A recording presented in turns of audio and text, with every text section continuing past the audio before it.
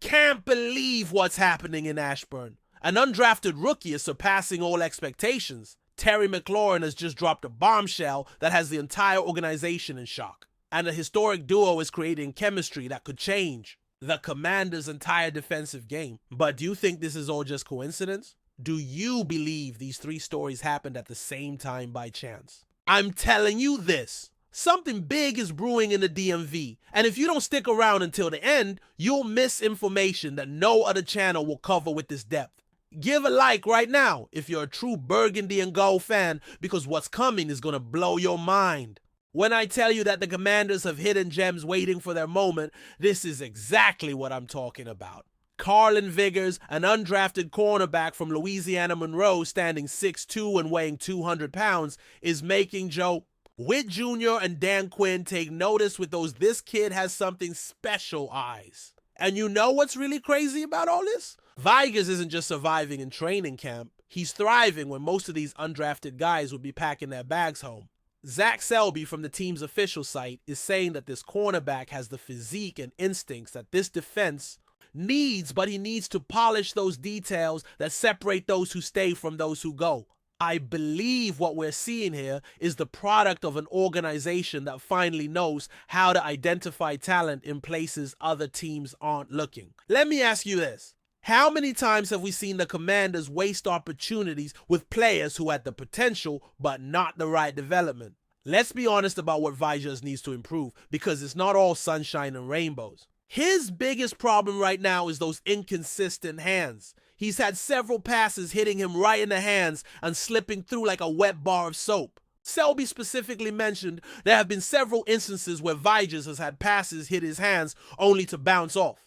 He also needs to work on those mental penalties that kill drives. He was flagged for holding against Michael Gallup this week, and those are exactly the type of errors that make coaches lose faith in a rookie. In the NFL, there's no room for silly penalties, especially when you're an undrafted player fighting for every snap. But here's what has me completely excited about this kid. The physical tools are exactly what Dan Quinn seeks in his cornerbacks. 6'2" with 200 pounds isn't a coincidence. It's the perfect prototype for the defensive scheme Quinn brought from Dallas. You need that height to face these modern receivers that look like cell towers, and you need that weight not to be a ragdoll when it's time to support against the run. The natural instincts that Vigers is showing are things you simply can't teach. When you see a cornerback read routes before the receiver completes them, when you see that natural anticipation to be in the right position, that's pure talent. Selby mentioned that he shows strong instincts, and coming from the team's official site, that's not something they say lightly. You know what's coming next week? Joint practices against the New England Patriots. And I'm telling you this with complete seriousness. If Vigers can shine against an NFL offense with veteran players fighting for their own spots, then we're talking about someone who could sneak onto that 53-man roster. Selby specifically said the joint practice with the Patriots is going to be a big test for him. And they're right. It's one thing to look good against your teammates in closed practices, and another completely different thing to produce against players you don't know, with different schemes, with the pressure of coaches evaluating every move. The cornerback room already has 5 players who are almost certain to stay. But if there's one thing I've learned watching this organization under Adam Peters, it's that merit speaks louder than names on paper. Benjamin St-Juste, Marshawn Lattimore, Noah Igbinoghene, Emmanuel Forbes, and Mike St. Ristil seem to have secured spots. But the NFL is a business of production, not guarantees. And you know what that means for a kid like Vigers coming from Louisiana Monroe, with no expectations but all the hunger in the world. It means if he can stay healthy, if he can eliminate those silly penalties, if he can develop consistency in those hands, he could find himself with an opportunity that most undrafted cornerbacks only dream of. Louisiana Monroe isn't exactly Alabama or Georgia. It's not the type of program that produces first-round cornerbacks every year, but that also means Vigers has had to work twice as hard to get this far. He's had to prove his worth on every snap, in every drill, in every opportunity he's had since he stepped foot on the college campus. I believe these are exactly the type of players that are going to define the new era of the Commanders. Not high-profile first-rounders that come with all the fanfare, not high-profile acquisitions costing a fortune in salary cap space, but these diamonds in the rough that Quinn and his staff are polishing to turn into legitimate contributors to. A defense that already proved it can compete with anyone in this league. The history of successful undrafted players in the NFL was filled with those who just needed the right opportunity at the right time. Tony Romo, Wes Welker, James Harrison, Antonio Gates all had to prove they belonged when no one else believed in them. Will Vigers be the next on that list? It's still too early to say, but the signs are promising. What impresses me most about all this is how Dan Quinn is handling the development of these young players. He's not promising anything he can't deliver, but isn't shutting doors before they have a chance to walk through them. That earn your spot philosophy is exactly what a franchise needs that's been giving away positions for names and contracts instead of production for too long. If that surprises you, wait till you hear this. Terry McLaurin, our captain, our star, the man who's been the only constant in years of offensive mediocrity, has just officially requested a trade. And when I say that this has me more confused than a tourist lost in the DMV during rush hour, it's because this situation has more layers than an onion, each one hurting more than the last. Dan Quinn came out on Saturday and handled this nuclear bomb with the calm of a veteran who has seen it all in this league. We love Terry. I'm glad he's here, said Quinn, but also acknowledged that he understands the business side of this sport. You know what?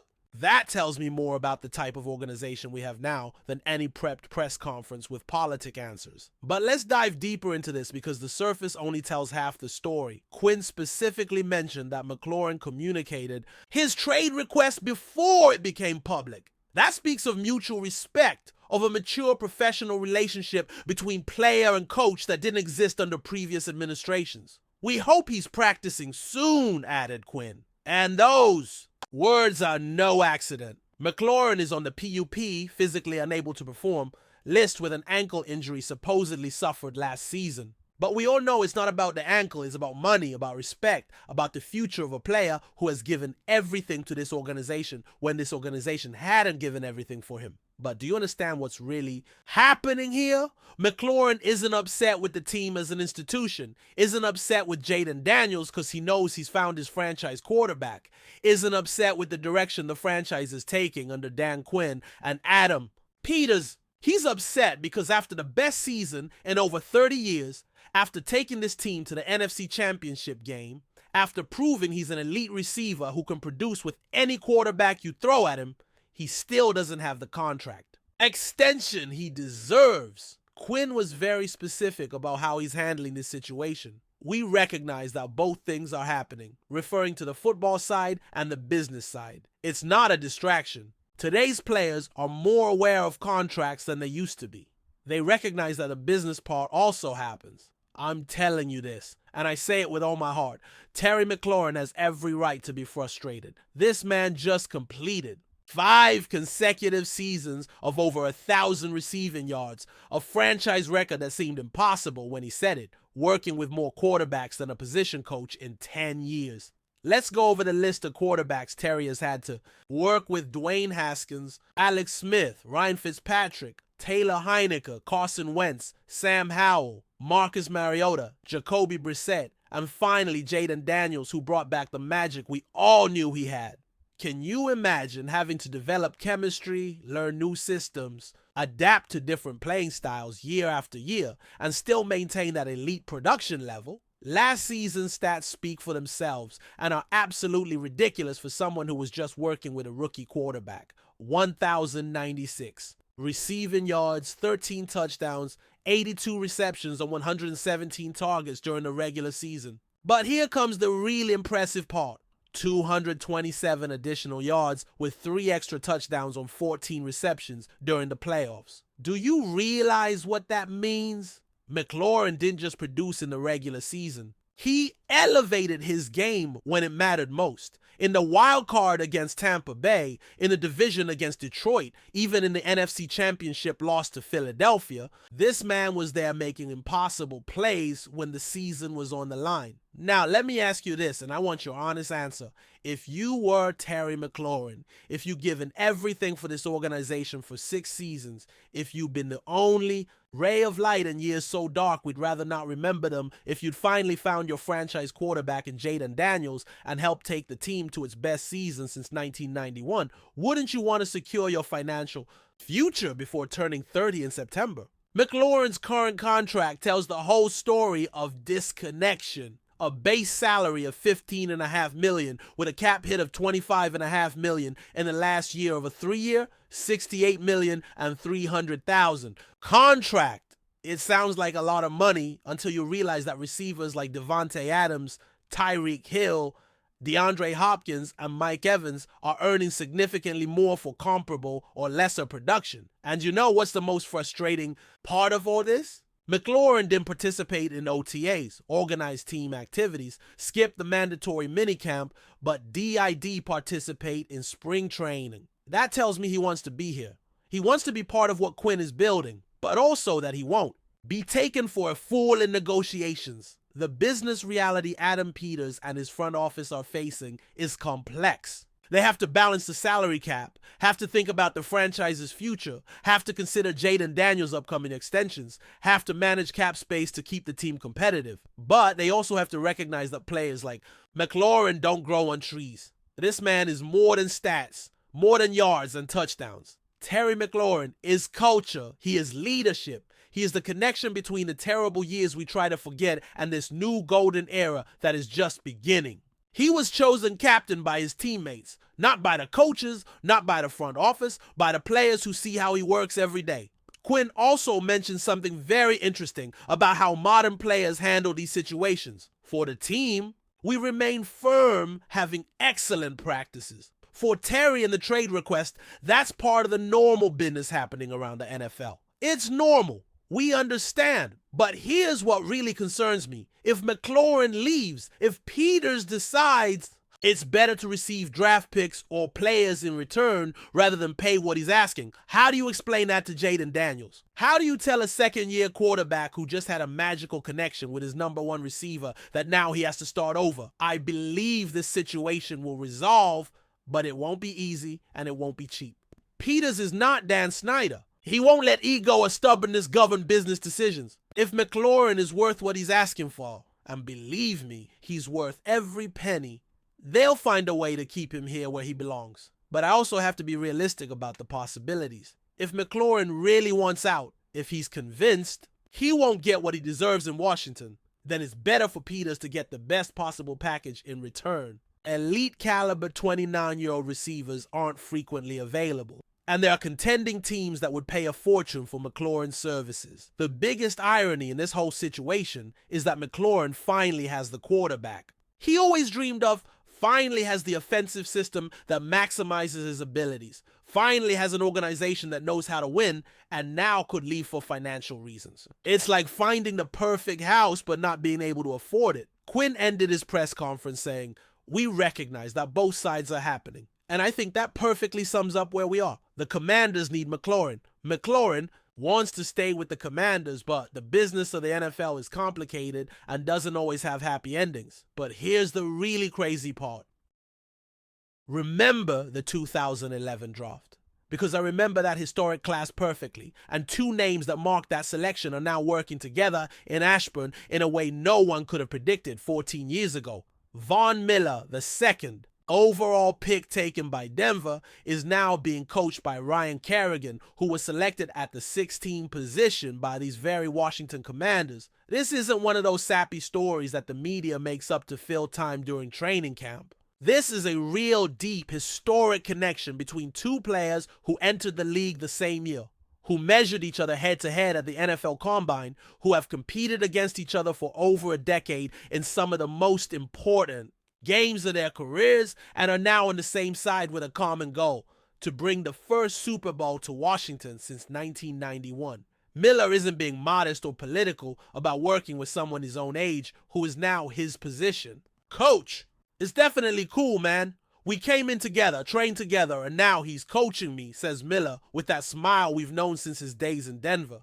It's a different dynamic. I still say, "Yes, sir, coach. How are you, coach?" But We're the same age, so it's all good, man. But do you understand the historical magnitude of what this means for our defense? Miller didn't come to Washington just for the money. He didn't come here because he didn't have better options in free agency. This man won a Super Bowl with Denver, had productive years with the Los Angeles Rams, was on contender teams with the Buffalo Bills, and specifically chose Washington because he saw something special in what Dan Quinn is building. And part of that attraction, a significant part, was the opportunity to work with Ryan Kerrigan in a completely new capacity. Kerrigan, who set multiple franchise records during his playing career, is now applying all that experience and knowledge to help Miller have the best year of his career at 35 years old. Miller was specifically detailed about his memories from the 2011 Combine, and this blew my mind completely. He, as you remember, local media here was huge. He was ripped.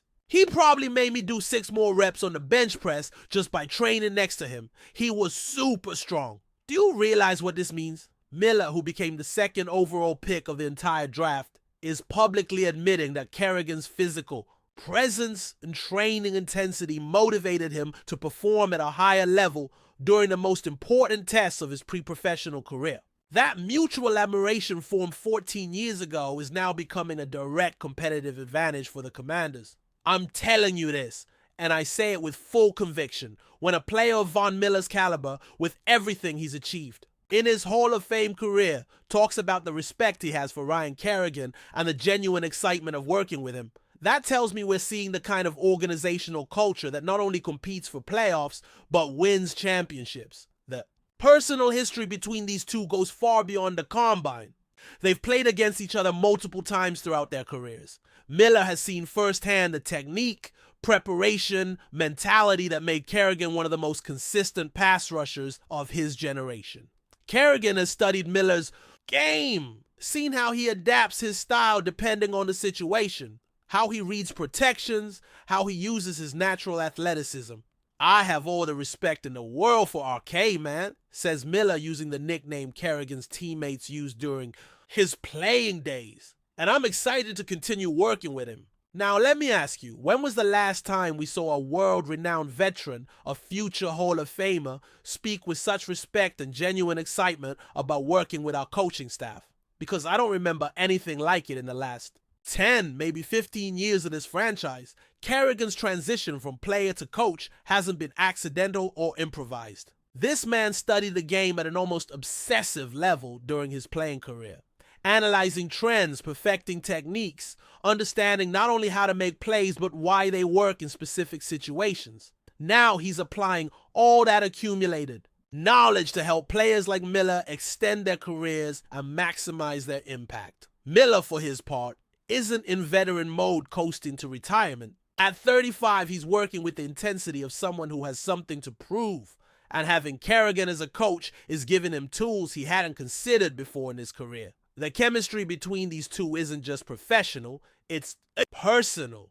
They've known each other since before they were NFL stars, respected each other since before they won individual awards or championships. That base of mutual respect is what makes this coach-player relationship so special and effective. And you know what excites me most about this connection? That Miller chose to come here specifically knowing he would work with Kerrigan. It wasn't a pleasant surprise he discovered after signing, it was part of the attraction. That speaks to the level of respect Miller has for Kerrigan's teaching, skills, and his confidence that this combination will elevate his game. Miller mentioned he saw value in what Washington is building and sees his relationship with Kerrigan as a fundamental part of that value.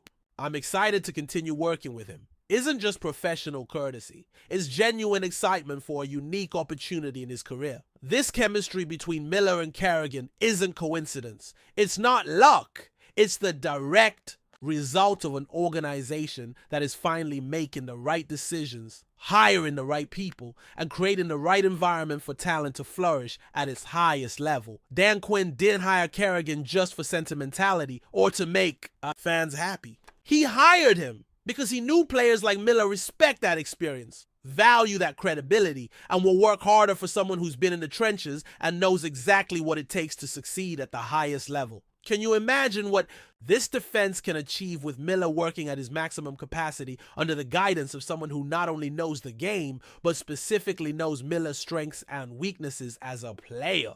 It's a combination that could be the difference between a good season and a historic season.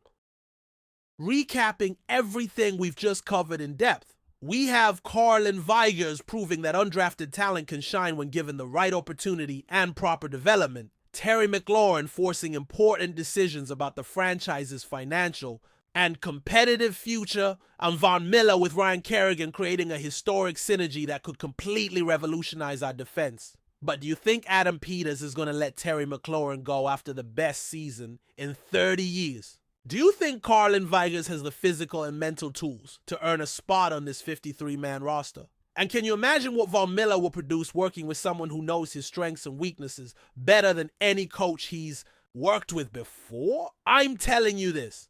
If you're not subscribed to this channel right now, you're missing the deepest, most honest, and most passionate analysis of the Washington Commanders you'll find on all of YouTube. Like, if you believe McLaurin stays and signs the extension he deserves, comment if you think Vigers will make the final roster, and subscribe because tomorrow we have more explosive news that no other channel dares to cover with this passion and level of detail. Remember, here we're family. Here we live and breathe Burgundy and Gold. Here we analyze every play as if it were the most important of the season.